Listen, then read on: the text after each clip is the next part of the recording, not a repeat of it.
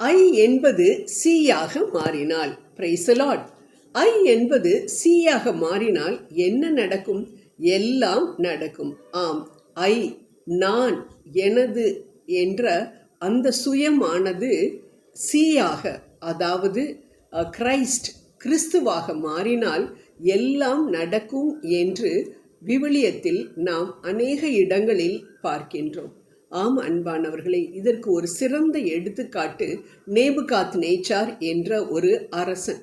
அவன் ஒரு அரண்மனையை கட்டி, எனது வல்லமையின் பராக்கிரமத்தினாலும் எனது மகிமைக்காகவும் கட்டப்பட்ட மகா பாபிலோன் அல்லவா இது என்று பெருமைப்பட்ட பொழுது, அவனது இந்த வார்த்தைகள் அவனது வாயில் இருக்கும் பொழுதே ஆண்டவர் அவனிடம், இன்று உனது ராஜ்ய பாரம் உன்னை விட்டு நீங்கிற்று, நீ வெளியின் மிருகங்களோடே மாட்டை போல புல்லை தின்பாய் என்று சொல்லி அந்த சம்பவத்தையும் நிகழ்த்தி காட்டியதை நாம் தானியேலின் புத்தகம் 4வது அதிகாரத்தில் பார்க்கின்றோம்.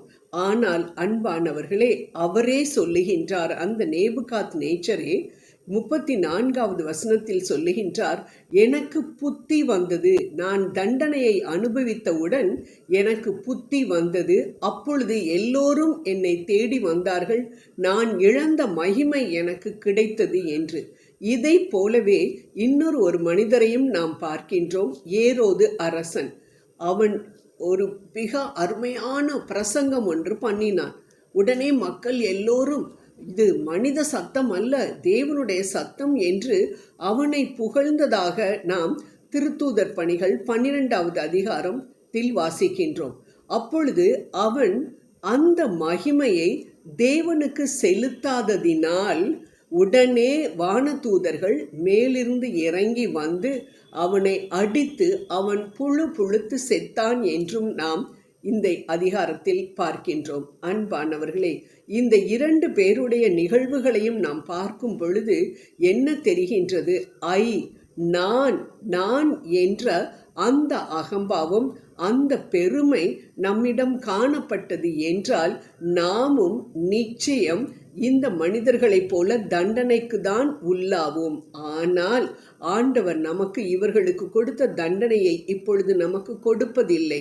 ஏனென்றால் நாம் கிருபையின் காலத்தில் வாழ்ந்து கொண்டிருக்கின்றோம். ஒரு தவறை செய்துவிட்டு, ஆண்டவரே தயவு செய்து அதை மன்னித்து விடும் என்று கேட்டுவிட்டோம் என்றால் உடனே மன்னிக்க தயாராக இருக்கின்றார் நமது ஆண்டவர். அதனால் அன்பானவர்களே, நாம் எந்த நேரத்திலாவது இந்த மாதிரி எனது பணத்தினால் நான் இந்த வீட்டை கட்டினேன், எனது திறமையினால் இந்த காரியத்தை செய்தேன் என்றெல்லாம் சொல்லி பெருமைப்பட்டு கொண்டிருந்தோம் என்றால் அந்த நேரங்களுக்காக இப்பொழுதே நாம் ஆண்டவரிடம் மன்னிப்பை கேட்போம். ஆண்டவரே, நான் என்று என்னை உயர்த்த நான் உம்மை தகப்பனே மேலிருந்து நான் கீழே இறக்கி வைத்து கொண்டிருக்கின்றேன். உம்மை இறக்க முயற்சித்த அந்த லூசிபரின் கூட்டத்தில் நானும் ஒருவனாக சேர்ந்து கொண்டிருக்கிறேன் என்பதை அறியாமலே நான் இந்த மாதிரி செய்து கொண்டிருக்கின்றேன். ஆண்டவரே, என் கிருபை உனக்கு போதும், உன் பலவீனத்திலே என் பலன் பூரணமாய் விளங்கும் என்று 2 கொரிந்தியர் 12:9 நீர் சொல்லியிருக்கின்றீரே.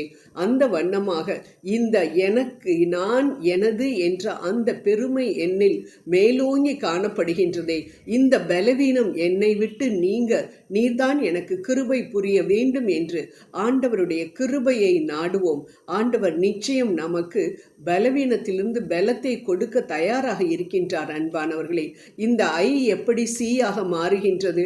அந்த ஐயை கொஞ்சம் வளைத்து பாருங்கள், உடனே அது சீயாக மாறிவிடும். அதே போல நான் என்று நிமிர்ந்து நின்று கொண்டிருக்கின்றோமே, அந்த ஐயை, அந்த நான் என்ற அந்த நினைப்பை அப்படியே சுருக்கி, அதாவது வளைந்து ஆண்டவருக்கு முன்பாக தலை குனிந்து ஆண்டவரிடம் கேட்போம். ஆண்டவரே, நீர் தான் அப்பா எல்லாவற்றிற்கும் காரணம். பெருமையாக நான் பேசின வார்த்தைகளுக்காக நான் உம்மிடம் மன்னிப்பை கேட்கின்றேன். நீர் அவற்றையெல்லாம் மன்னித்து உம்மோடு தகப்பனே அப்பா நான் எப்பொழுதும் இருக்க எனக்கு கிருபை புரிந்தருளும் என்று நாம் ஆண்டவரிடம் நம்மை ஒழித்து கட்டிவிட்டோம் என்றால் நிச்சயம் கலாத்தியர் 2:20 புனித பவுல் சொல்லுவது போல நாமும் சொல்லுவோம்.